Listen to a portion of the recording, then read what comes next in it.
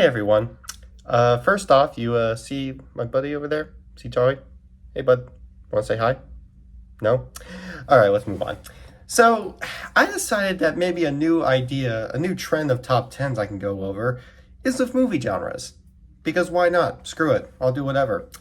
And, movie genres do have a sense to them that could be ranked in a new manner.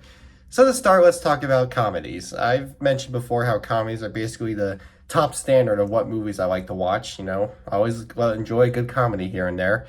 So yeah, I figured it's fun to do a ranking of them. I've done a lot before, yes, I have. I've talked a lot about my favorite comedies before, but one thing I do want to do this time that's a little different is try to focus more on the true genius of comedy. Instead of relying on the movies that have the most jokes I laugh to, movies that made me sit and laugh the most, or per se, since that is kind of a hard thing to rank, judging by how you sit through something or how comedy ages with you. You laugh at something as a child because you're a child, but now, of course, you have to think of what your mature self would believe. Instead, this is ranking more off of the true genius of comedy. How each scene works, how the comedy works in these movies, not just in the sense of how funny it is, but how it ties in with the story and how it works for the whole sense of the film. I feel like most comedies nowadays need to learn that, Like, they need to know that making a good comedy isn't just about having the most funny moments. It's about kind of pacing them in the right manner. I feel like some of the worst comedies out there don't do that and just rely on trying to tell as many jokes as they can whenever.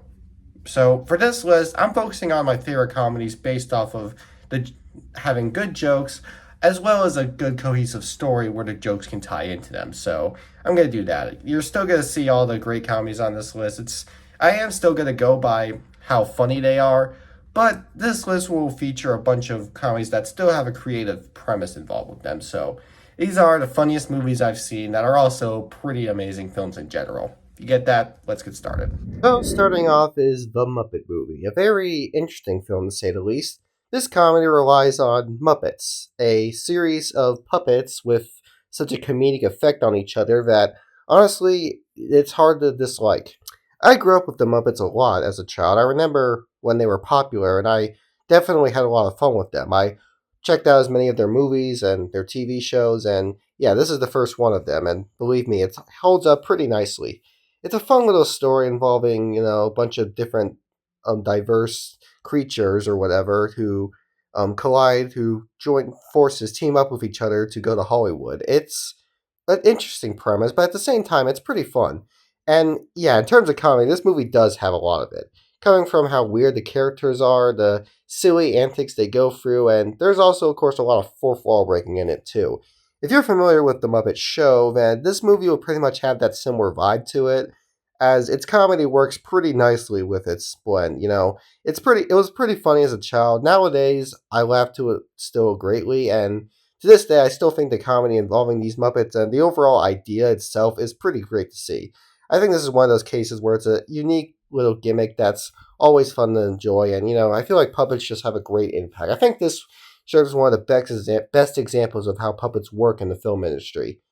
Like, imagine the Muppets if they were CGI creatures. That just wouldn't work.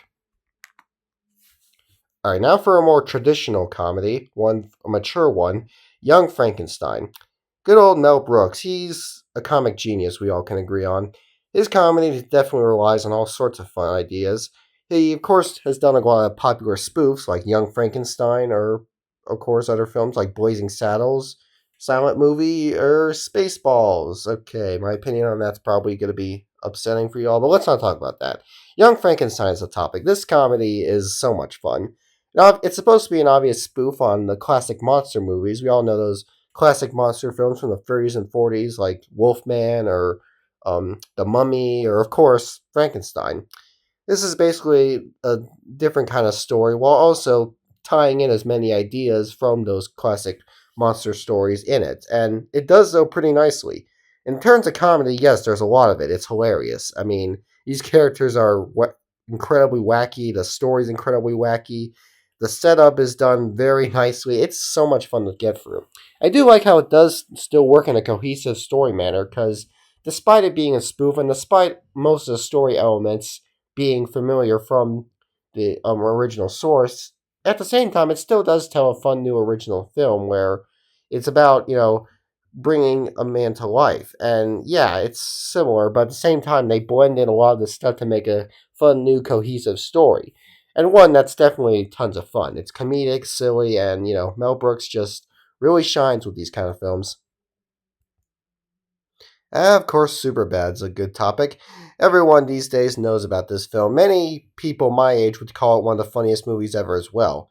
Because, despite us not being teens during this time, there's just so much comedy involved with it that makes it hard to dislike. The fun story of teens who want to get drunk while also get laid while they graduate and pretty much go deal with the craziest, most raunchy stuff they can at their age.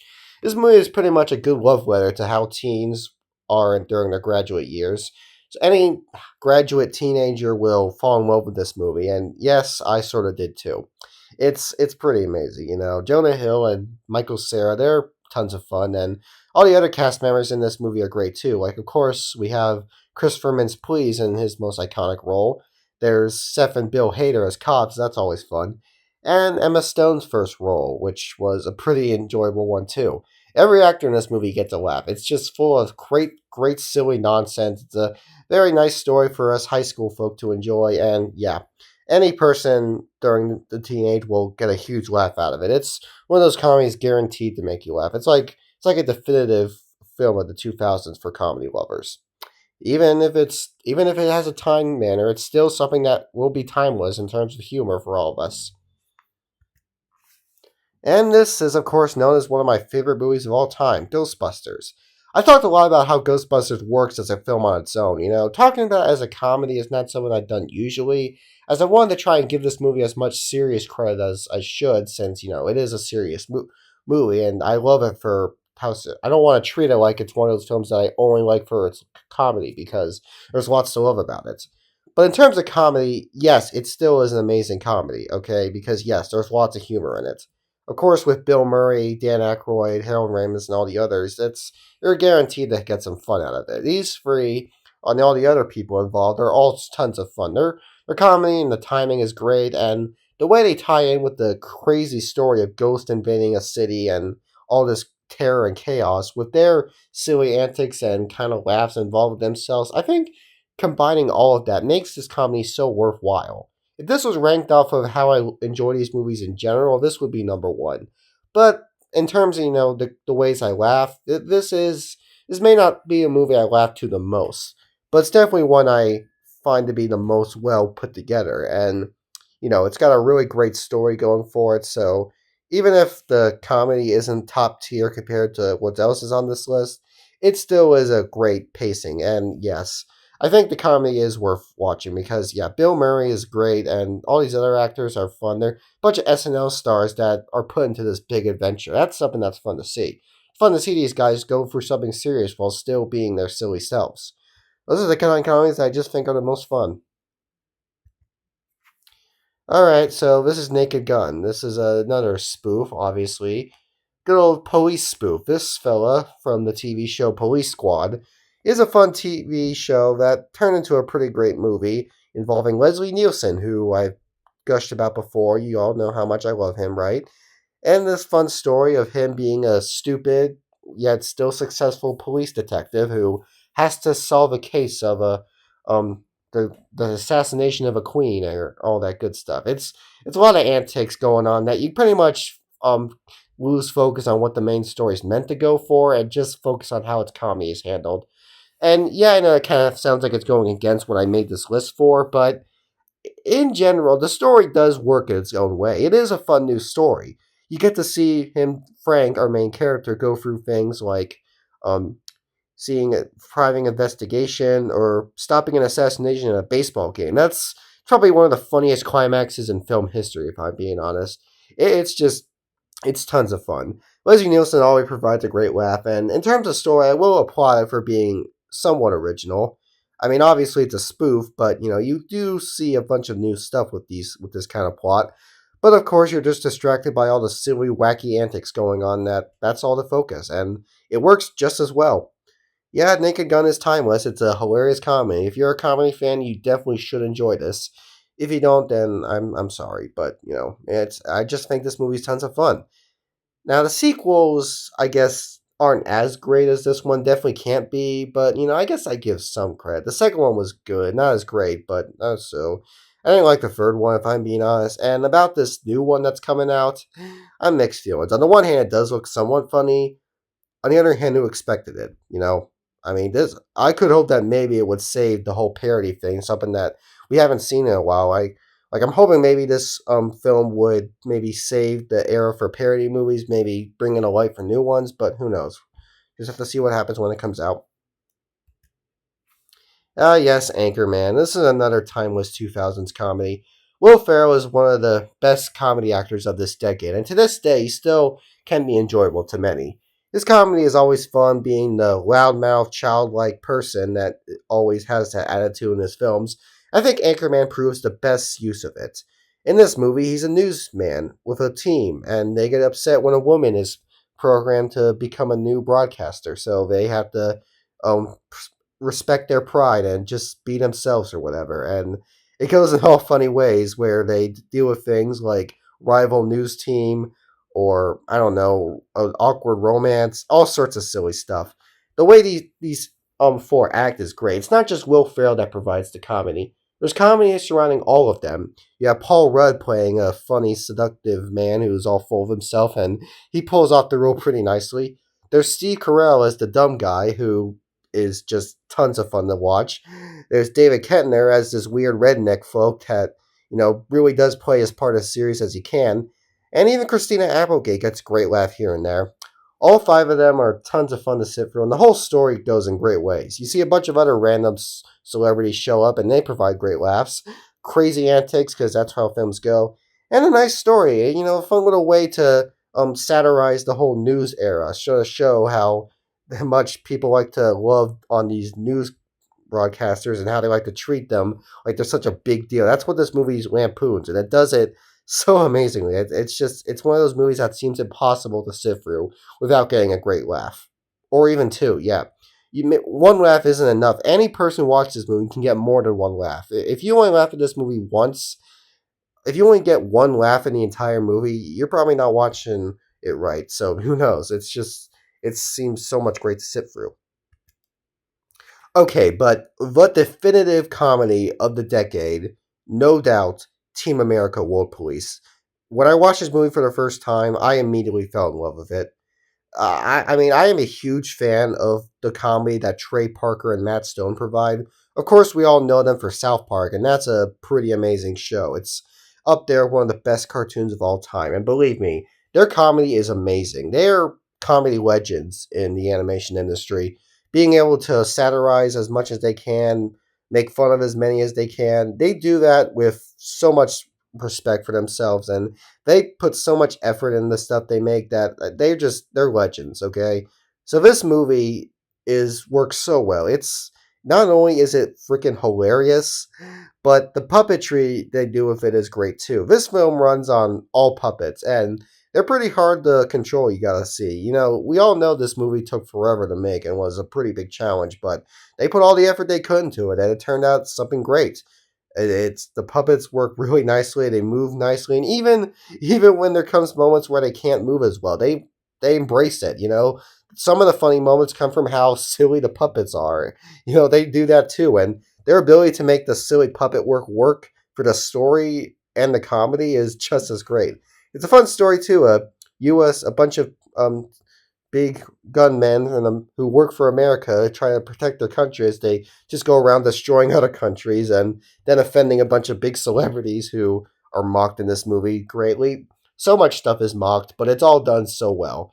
This movie has gotten the praise by some of the people who were mocked, like, for example, Matt Damon was made fun of in this movie, but the actor himself talked about how much he enjoyed the film, so that's how you know this mocking works, You don't always have to worry about getting offended because it's all based on who watched it and it's all based on how it's done. I think this movie does it so fun. Okay, it's hilarious every time. I think this is just going to be one of those films that I will get a laugh at every time I watch it. I don't think there will ever become a time where I watch this movie without smiling. I hate to see that day, but right now I don't think that will become the case. Okay, Mystery Science Theater. This show is pretty iconic for some people. I mean, maybe not a lot of people these days, but to me, this show is pretty fun.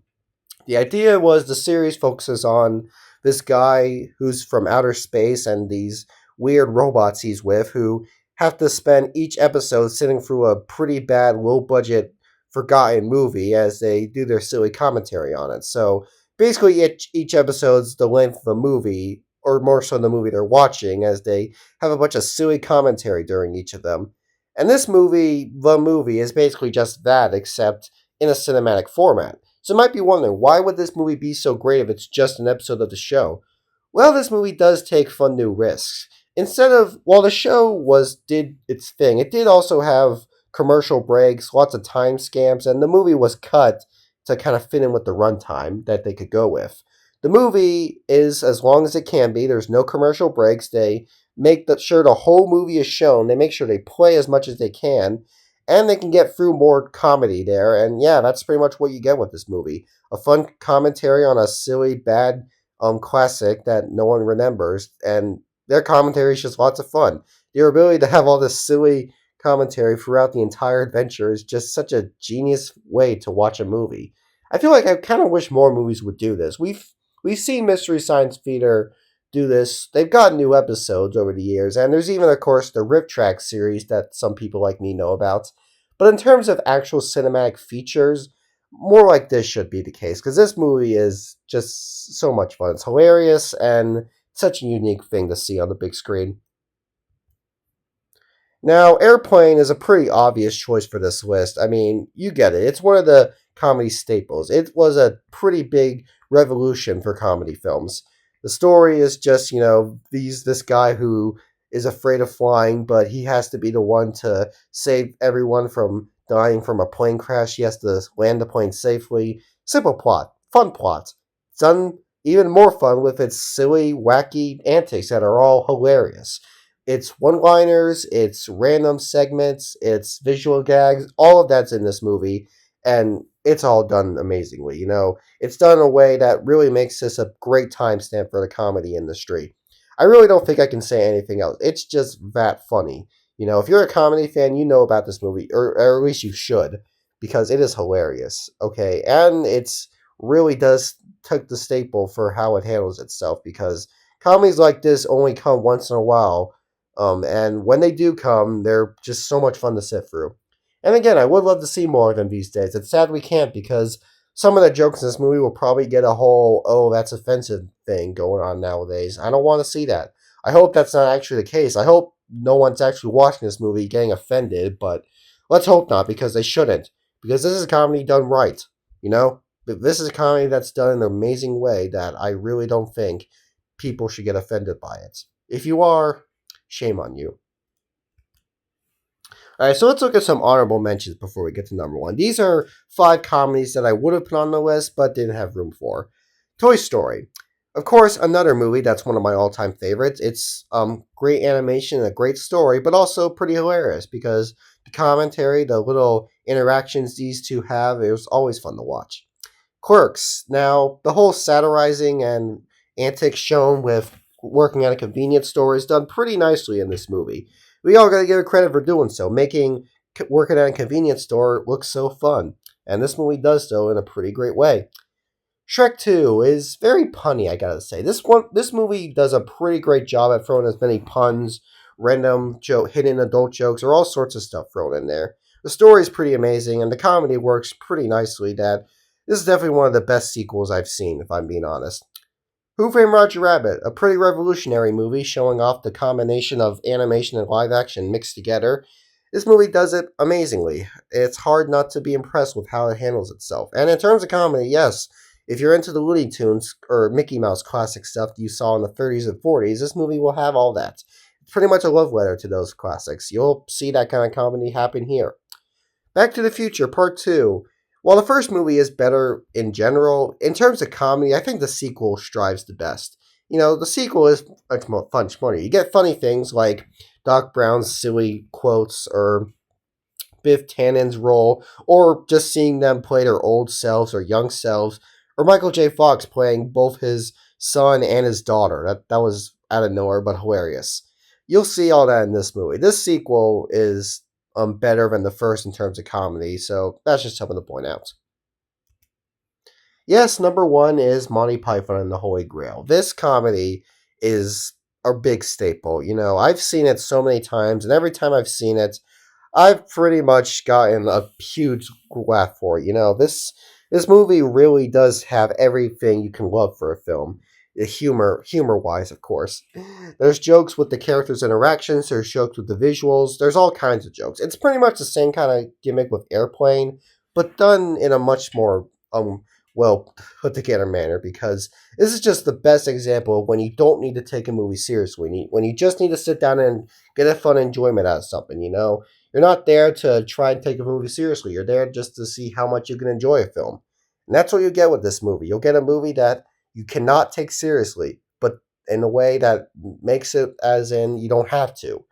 That will show you the antics. And maybe it's just me, but I'm still in love with this movie's comedy. It's still beyond hilarious. It doesn't try too hard with its jokes. It just goes jokes as many as they can. And it works so well. The Marvel Monty Python area, it's a big franchise too. There's other movies. There's of course Life of Brian or those other films. There's the Flying Circus Show. They've done some of it live too.